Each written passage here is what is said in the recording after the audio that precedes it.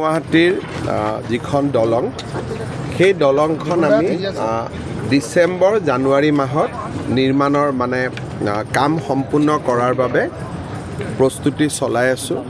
ইয়াৰ দুটা পৰ্যায়ত হ'ব। গুৱাহাটী উত্তৰ গুৱাহাটী দলংখন সম্পূৰ্ণ হোৱাৰ পিছত প্ৰথম অৱস্থাত আমি GNRC হৈ IIT হৈ ওলাব লাগিব নেশ্যনেল হাইৱে, কাৰণ তেতিয়ালৈকে ট্ৰাম্পেটটো হৈ নুঠিব।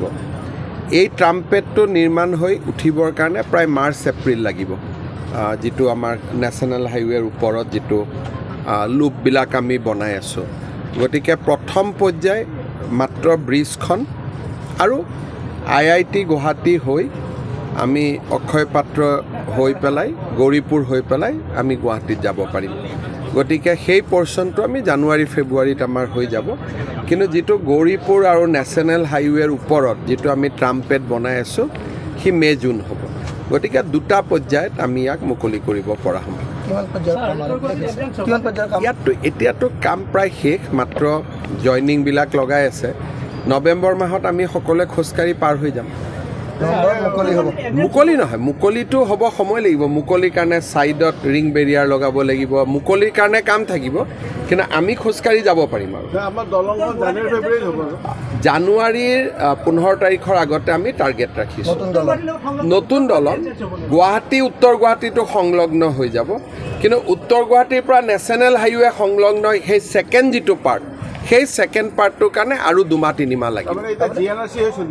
এতিয়া প্ৰথম আমি টেম্পৰাৰীলি ৰাস্তা এটা বনাম। গুৱাহাটীৰ পৰা আহিলে গৌৰীপুৰত নামিলোঁ, গৌৰীপুৰৰ পৰা নামি GNRC হৈ নেশ্যনেল হাইৱে ওলাম। আৰু আমি মটৰ গাড়ী, সৰু গাড়ী আৰু মিডিয়াম গাড়ী কিনিম, কিন্তু ডাঙৰ গাড়ী নহয়। কিন্তু যেতিয়া এই য'ত আমি বৰ্তমান থিয় হৈ আছোঁ এই জেগাখিনি যেতিয়া কমপ্লিট হৈ যাব, এইটো 5 লাইন টেল নেলৰ এটা ট্ৰাম্পেট বনি আছে। এই কামখিনি হওঁতে আমাক মে' পাবগৈ। গতিকে সমগ্ৰ দেশতকৈ ধুনীয়া ধৰণৰ এইটো এতিয়া আপোনালোকে লাহে লাহে দেখি আছে। উত্তৰ গুৱাহাটীৰ লগত সংলগ্ন হ'ব। উত্তৰ গুৱাহাটীৰ লগতো গৌৰীপুৰ মানে এইটো উত্তৰ গুৱাহাটী হ'ল। গতিকে আৰু বেলেগটো নাই। গৌৰীপুৰক মই উত্তৰ গুৱাহাটীয়ে মানো। আৰু তাকো হৈ যাব অলপমান ছেপ্টেম্বৰ অক্টোবৰ মাহত কৰিম।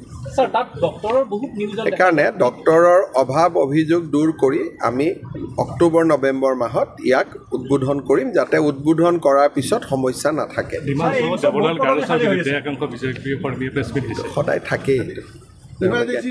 ইফালৰ পৰা সিফালে কৰে, সিফালৰ পৰা সিফালে কৰে। এইটো আজি এবছৰৰ পৰা চলি আছে। আজি ইমাৰ্জেঞ্চিৰ 50 বছৰ হ'ল। তাৰ বিষয়ে মই বহুত দীঘলীয়াকৈ কৈ আহিছোঁ। হ'ব, এইমছত পদবী খালী হৈ আছে, ফিল আপ কৰিব লাহে লাহে। এইটো এইমছ এখন হৈ উঠোঁতে 10 বছৰ লাগে। গতিকে পৰীক্ষামূলকভাৱে প্ৰত্যেক বছৰে কিবা নহয় কিবা তেওঁলোকে যোগ কৰি আছে। যেতিয়া ষ্টুডেণ্টখিনি ইয়াৰ পৰা পাছ কৰিব পৰা হ'ব, তাৰমানে 5 years, 1 বছৰ 2 বছৰ, 8 বছৰত এওঁলোকৰ ষ্টুডেণ্ট ওলোৱা আৰম্ভ হ'ব। গতিকে সেই 8টা বছৰ আমি কম বেছি পৰিমাণে পাৰ হৈ থাকিব। গুৱাহাটী উত্তৰ গুৱাহাটীৰ যিখন দলং সেই দলংখন আমি ডিচেম্বৰ জানুৱাৰী মাহত নিৰ্মাণৰ কাম সম্পূৰ্ণ কৰাৰ বাবে প্ৰস্তুতি চলাই আছোঁ। ইয়াৰ দুটা পৰ্যায়ত হ'ব। গুৱাহাটী উত্তৰ গুৱাহাটী দলংখন সম্পূৰ্ণ হোৱাৰ পিছত প্ৰথম অৱস্থাত আমি GNRC হৈ IIT হৈ ওলাব লাগিব নেশ্যনেল হাইৱে, কাৰণ তেতিয়ালৈকে ট্ৰাম্পেটটো হৈ নুঠিব। এই ট্ৰাম্পেটটো নিৰ্মাণ হৈ উঠিবৰ কাৰণে প্ৰায় মাৰ্চ এপ্ৰিল লাগিব, যিটো আমাৰ নেশ্যনেল হাইৱেৰ ওপৰত যিটো লুপবিলাক আমি বনাই আছোঁ। গতিকে প্ৰথম পৰ্যায় মাত্ৰ ব্ৰিজখন আৰু IIT গুৱাহাটী হৈ আমি অক্ষয় পাত্ৰ হৈ পেলাই গৌৰীপুৰ হৈ পেলাই আমি গুৱাহাটীত যাব পাৰিম। গতিকে সেই পৰ্চনটো আমি জানুৱাৰী ফেব্ৰুৱাৰীত আমাৰ হৈ যাব। কিন্তু যিটো গৌৰীপুৰ আৰু নেশ্যনেল হাইৱেৰ ওপৰত যিটো আমি ট্ৰাম্পেট বনাই আছোঁ সি মে' জুন হ'ব। গতিকে দুটা পৰ্যায়ত আমি ইয়াক মুকলি কৰিব পৰা হ'ম। ইয়াততো এতিয়াতো কাম প্ৰায় শেষ, মাত্ৰ জইনিংবিলাক লগাই আছে। নৱেম্বৰ মাহত আমি সকলোৱে খোজকাঢ়ি পাৰ হৈ যাম। মুকলি নহয়, মুকলিটো হ'ব সময় লাগিব। মুকলিৰ কাৰণে ছাইডত ৰিং বেৰিয়াৰ লগাব লাগিব, মুকলিৰ কাৰণে কাম থাকিব, কিন্তু আমি খোজকাঢ়ি যাব পাৰিম। আৰু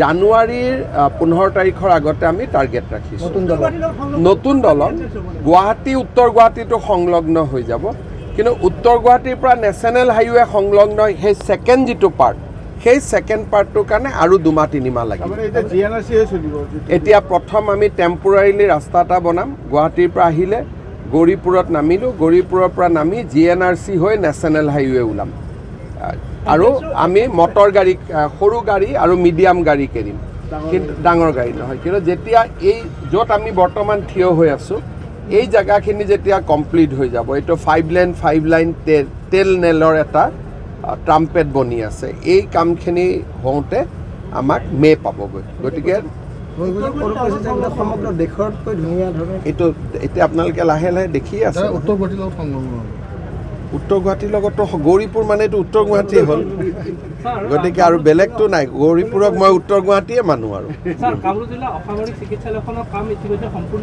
হয় তাকো হৈ যাব অলপমান ছেপ্টেম্বৰ অক্টোবৰ মাহত কৰিম সেইকাৰণে ডক্তৰৰ অভাৱ অভিযোগ দূৰ কৰি আমি অক্টোবৰ নৱেম্বৰ মাহত ইয়াক উদ্বোধন কৰিম যাতে উদ্বোধন কৰাৰ পিছত সমস্যা নাথাকে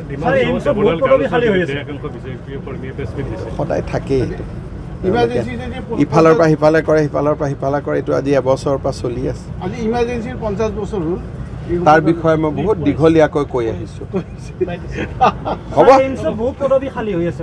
এইমছত পদবী খালী হৈ আছে ফিল আপ কৰিব লাহে লাহে এইটো এইমছ এখন হৈ উঠোঁতে 10 বছৰ লাগে গতিকে পৰীক্ষামূলকভাৱে প্ৰত্যেক বছৰে কিবা নহয় কিবা তেওঁলোকে যোগ কৰি আছে যেতিয়া ষ্টুডেণ্টখিনি ইয়াৰ পৰা পাছ কৰিব পৰা হ'ব তাৰমানে 5 ইয়াৰ্ছ 1 বছৰ 2 বছৰ 8 বছৰত এওঁলোকৰ ষ্টুডেণ্ট ওলোৱা আৰম্ভ হ'ব গতিকে সেই 8টা বছৰ আমি কম বেছি পৰিমাণে পাৰ হৈ থাকিব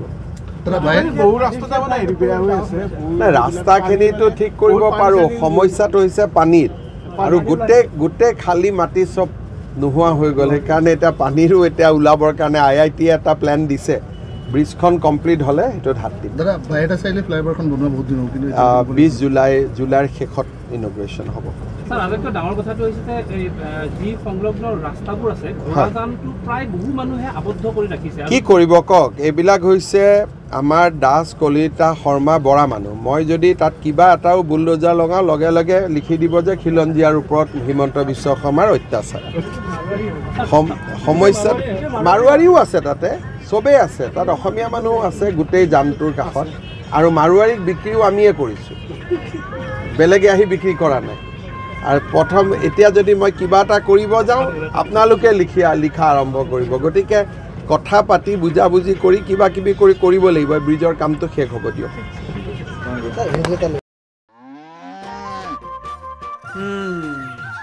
মোৰ লখিমী কেইজনীয়ে ইমান বেছিকৈ গাখীৰ দিয়ে মনটো একেবাৰে ভাল লাগি যায় বিয়মৰ দানা খোৱাৰ পৰা মই বেছিকৈ লাভৱান হৈছোঁ আপোনালোকেও বিয়মৰ দানা খুৱাওক আৰু এইটো বেছিকৈ লাভ কৰক